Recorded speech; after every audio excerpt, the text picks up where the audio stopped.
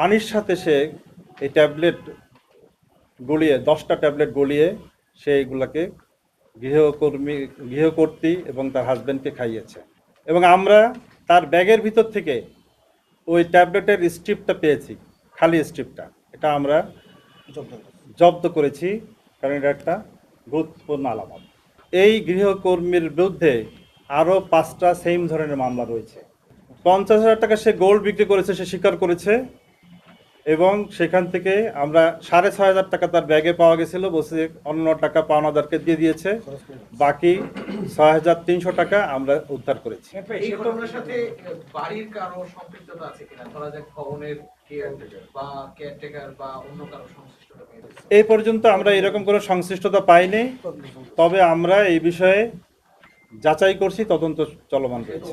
না, আমরা আপাতত এখন পর্যন্ত তদন্তে যতটুকু পেয়েছি সেটা চুরি ছিল তার উদ্দেশ্য। অতীতেও তার 5টা মামলা রয়েছে, যেহেতু বোঝা যাচ্ছে যে আরও ঘটনা সে ঘটিয়েছে।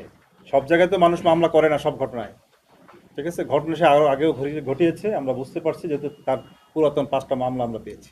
এইবারে কি সে প্রথম অ্যারেস্ট, এবং এই যে বাড়িগুলোতে সে যায়, এগুলো কি ওর সাথে অন্য কেউ যুক্ত আছে, এটা কি করে, এরকম কোনো তথ্য পেয়েছে?